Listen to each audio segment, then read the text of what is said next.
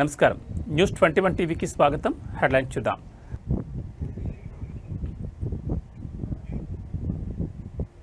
హైదరాబాద్లో భారీ వర్షం, లోతట్టు ప్రాంతాలు జలమయం.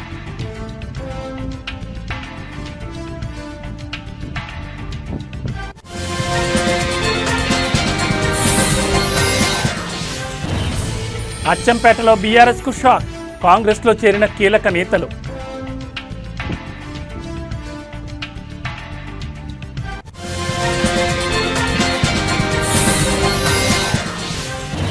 అసెంబ్లీలో బీఆర్ఎస్ ఎమ్మెల్యేల మెరుపు ధర్నా, పార్టీ మారిన ఎమ్మెల్యేలపై అనర్హత వేటు వేయాలని నినాదాలు.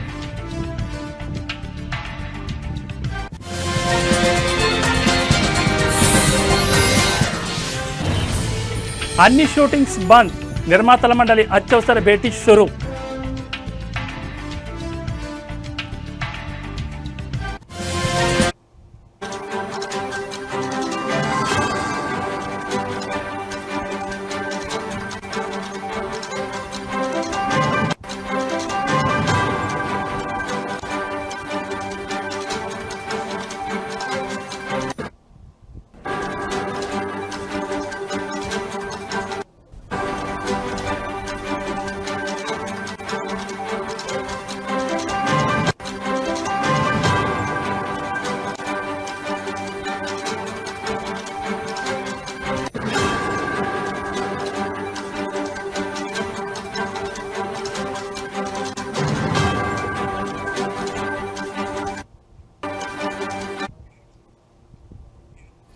బులెటిన్లో బ్రేకింగ్ న్యూస్ చూస్తున్నాం. హైదరాబాద్ మహానగర వ్యాప్తంగా వర్షం దంచి కొడుతోంది. ఇవాళ సాయంత్రం వరకు ఎండ ఉండగా సాయంత్రం ఒక్కసారిగా వాతావరణం మారిపోయింది. దీంతో రహదారులన్నీ జలమయమయ్యాయి. భారీగా కురిసిన వర్షంతో నగరవాసులు తడిసి ముద్దయ్యారు. వర్షానికి వివిధ పనులపై బయటకు వచ్చిన వాహనదారులు తీవ్ర ఇబ్బందులు పడుతున్నారు.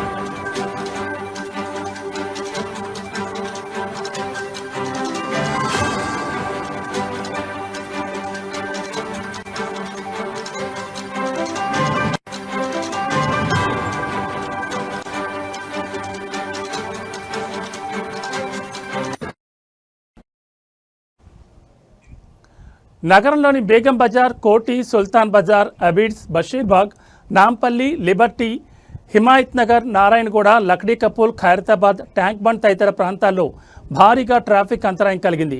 జీహెచ్ఎంసీ పోలీసులు రంగంలో దిగారు, సహాయక చర్యలను ప్రారంభించారు.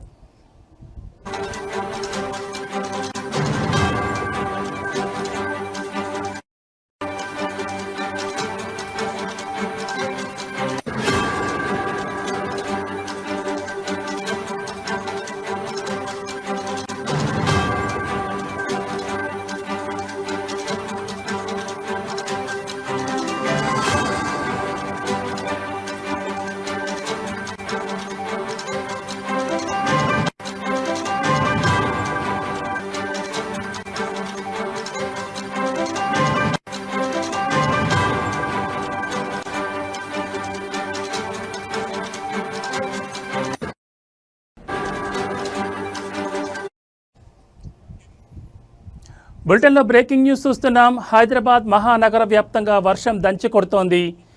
ఇవాళ సాయంత్రం వరకు ఎండ ఉండగా సాయంత్రం ఒక్కసారిగా వాతావరణం మారిపోయింది. దీంతో రహదారులన్నీ జలమయమయ్యాయి. భారీగా కురిసిన వానతో నగర వాసులు తడిసి ముద్దయ్యారు. వర్షానికి వివిధ పనులపై బయటకొచ్చిన వాహనదారులు తీవ్ర ఇబ్బందులు పడ్డారు. నగరంలోని బేగం బజార్, కోటి, సుల్తాన్ బజార్, అబీడ్స్, బషీర్బాగ్, నాంపల్లి, లిబర్టీ, హిమాయత్ నగర్, నారాయణగూడ, లక్డీ కపూల్, ఖైరతాబాద్, ట్యాంక్ బండ్ తదితర ప్రాంతాల్లో భారీగా ట్రాఫిక్ అంతరాయం కలిగింది. జీహెచ్ఎంసీ పోలీసులు రంగంలోకి దిగారు, సహాయక చర్యలను ప్రారంభించారు.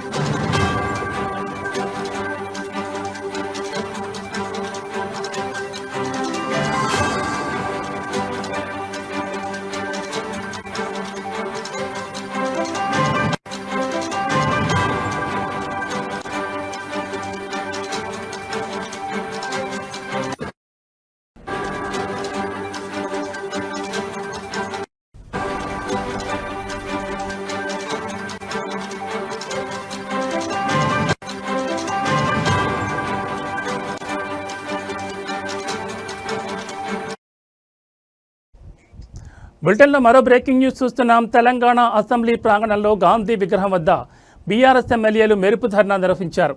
పార్టీ ఫిరాయింపు ఎమ్మెల్యేల విషయంలో సుప్రీంకోర్టు ఆదేశాలు పాటించాలని, త్వరగా నిర్ణయం తీసుకోవాలని ఎమ్మెల్యేలు డిమాండ్ చేశారు. పార్టీ మారిన ఎమ్మెల్యేలపై వెంటనే అనర్హత వేటు వేయాలని బీఆర్ఎస్ ఎమ్మెల్యేలు నినాదాలు చేశారు. అంతకుముందు ఫిరాయింపుల కేసు వ్యవహారంలో సుప్రీంకోర్టు ఆదేశాలను పాటించాలని స్పీకర్ను కలవడానికి బీఆర్ఎస్ ఎమ్మెల్యేలు అసెంబ్లీకి వచ్చారు. అసెంబ్లీ ఆవరణలోని గాంధీ విగ్రహం దగ్గరకు వెళ్లి పార్టీ మారిన ఎమ్మెల్యేలను వెంటనే డిస్క్వాలిఫై చేయాలని నినాదాలు చేస్తూ నిరసన తెలిపారు. స్పీకర్ అందుబాటులో లేకపోవడంతో గాంధీ విగ్రహానికి బీఆర్ఎస్ ఎమ్మెల్యేలు వినతిపత్రం అందజేశారు.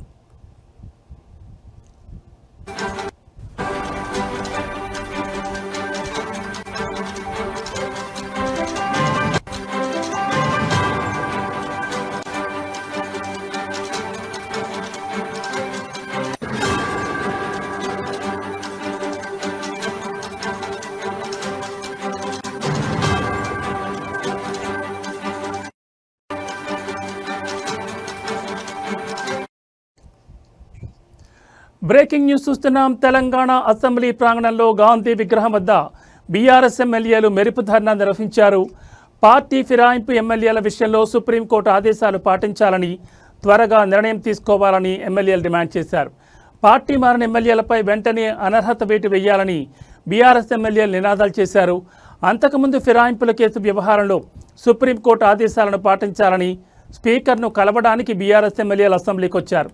అసెంబ్లీ ఆవరణలోని గాంధీ విగ్రహం దగ్గరకు వెళ్లి పార్టీ మారిన ఎమ్మెల్యేలను వెంటనే డిస్క్వాలిఫై చేయాలని నినాదాలు చేస్తూ నిరసన తెలిపారు. స్పీకర్ అందుబాటులో లేకపోవడంతో గాంధీ విగ్రహానికి బీఆర్ఎస్ ఎమ్మెల్యేలు వినతిపత్రం అందజేశారు.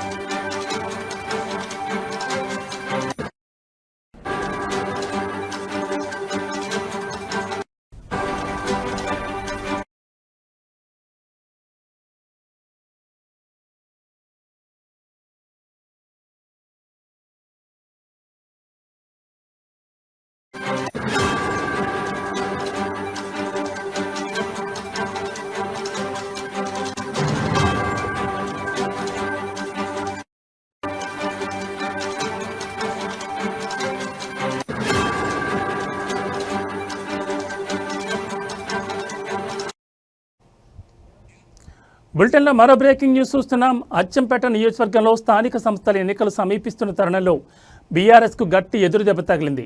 నియోజకవర్గంలో కీలక నేతలు మాజీ ఎమ్మెల్యే గువ్వల బాలరాజు ప్రధాన అనుచరులుగా ఉన్న పదర మాజీ జడ్పీటీసీ రాంబాబు నాయక్, సీనియర్ నేత ఎర్ర నరసింహ బీఆర్ఎస్కు రాజీనామా చేసి కాంగ్రెస్ పార్టీలో చేరారు. అచ్చంపేట ఎమ్మెల్యే వంశీకృష్ణ ఆధ్వర్యంలో మాజీ ZP vice chairman Balaji Singh సమన్వయంతో రాంబాబు నాయక్, ఎర్ర నరసింహ హైదరాబాద్ బయలుదేరి వెళ్లి రాష్ట్ర ఎక్సైజ్ పర్యాటక సాంస్కృతిక శాఖ మంత్రి జూపల్లి కృష్ణారావు సమక్షంలో కాంగ్రెస్ తీర్థం పుచ్చుకున్నారు.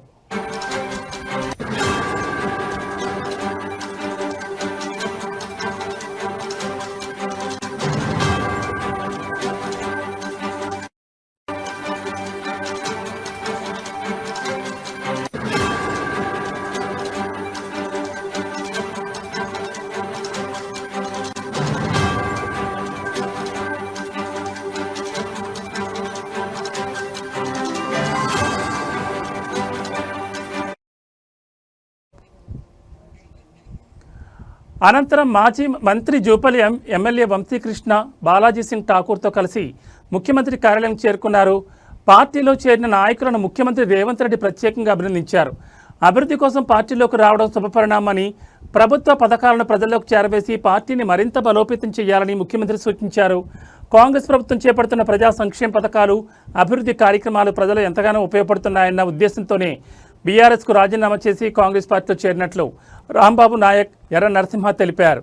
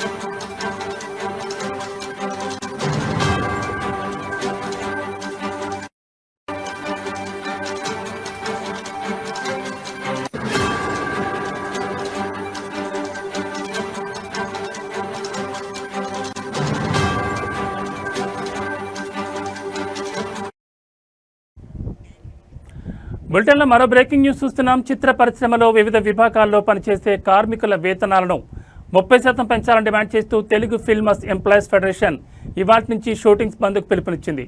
ఈ హఠాత్ పరిణామంతో సెట్స్పై ఉన్న మూవీ షూటింగ్స్ ఎక్కడికక్కడ నిలిచిపోయాయి. ఈ నేపథ్యంలోనే తాజాగా మరో కీలక పరిణామం చోటు చేసుకుంది.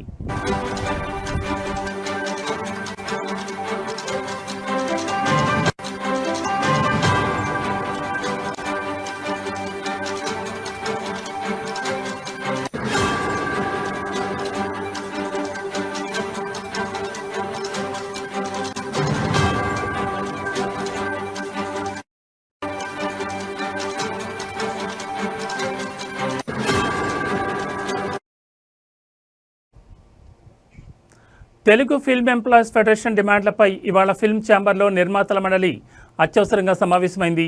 ఈ సమావేశానికి Telangana film development corporation chairman Dil Raju, నిర్మాతలు అల్లు అరవింద్, మైత్రి రవి, సురేష్ బాబు, శివలెంక కృష్ణప్రసాద్, రాధామోహన్, బాపినీడు, ఠాగూర్ మధు, ఫెడరేషన్ సభ్యులు, ఫిల్మ్ ఛాంబర్ సభ్యులు హాజరయ్యారు. భేటీలో ప్రధానంగా కార్మికుల వేతనాల పెంపుపై చర్చించి ఓ ప్రకటనను విడుదల చేయబోతున్నట్లుగా తెలుస్తోంది.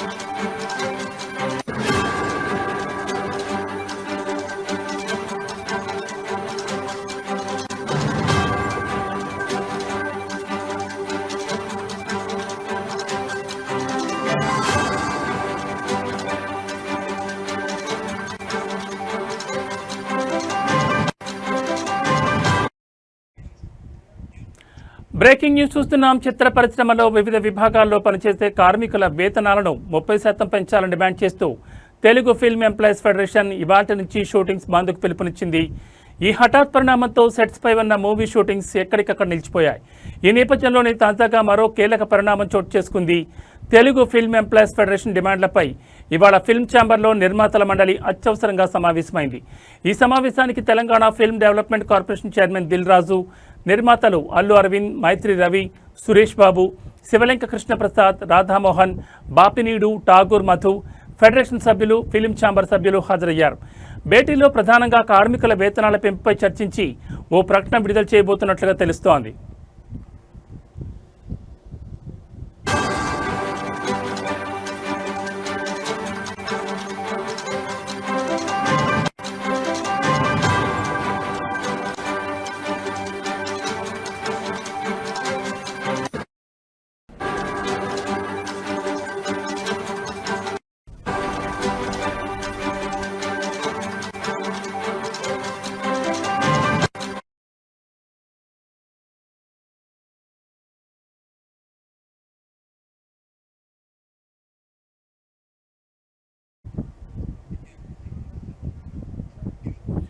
అఖిల భారత పద్మశాలి సంఘం నర్సంపేట పట్టణ కమిటీ అధ్యక్షులు గాజుల సాంబయ్య నేత, ప్రధాన కార్యదర్శి బాలినే జగన్ నేత అధ్యక్షతన సభ్యత్వ నమోదు కార్యక్రమం చేపట్టారు. గత వారం రోజులుగా చేస్తున్న సభ్యత్వ నమోదు కార్యక్రమంలో నర్సంపేట పట్టణంలోని మార్కండే నగర్లో పెద్ద ఎత్తున సభ్యత్వ నమోదు స్పెషల్ క్యాంపెయిన్ కొనసాగుతోంది. ఇంటింటికి తిరుగుతూ కులబాంధవులను ఆత్మీయంగా పలకరిస్తూ కార్యక్రమం నిర్వహించారు. మార్కండే నగర్ కులబాంధవులు సభ్యత్వ నమోదుపై సంతోషం వ్యక్తం చేయగా త్వరలో నర్సంపేట పట్టణంలోని అన్ని వార్డుల్లో సభ్యత్వ నమోదు కార్యక్రమం విస్తృతంగా చేపడతామని పట్టణ కమిటీ అధ్యక్షులు గాజుల సాంబయ్య నేత తెలిపారు. ప్రధాన కార్యదర్శి బాలినే జగన్ నేత మాట్లాడుతూ మరిన్ని సభ్యత్వ నమోదుపై ప్రత్యేకంగా దృష్టి సారించినట్లు తెలిపారు. సోషల్ మీడియాలో బాధ్యతాయుతంగా వ్యవహరించి అఖిల భారత పద్మశాలి సంఘం నర్సంపేట సంఘాన్ని మరింత బలోపేతం చేస్తానని అఖిల భారత పద్మశాలి సంఘం వరంగల్ జిల్లా social media in-charge Rampalli Lingamurthy నేత అన్నారు.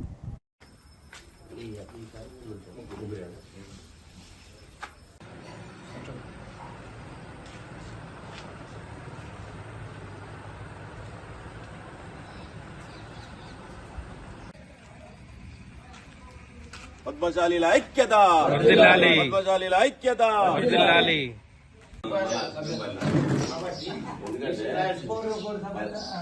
సభ్యత్వం మీద 40 రూపాయలు వసూలు చేసినట్టు మళ్ళీ ఇబ్బంది అవుతుంది. అట్లా ఏ సభ్యత్వం డీటెయిల్స్ అన్నీ ఫోన్ నెంబర్ మీరే పెడుతున్నా. ఫోన్ నెంబర్ ఒకటే ఉన్నది.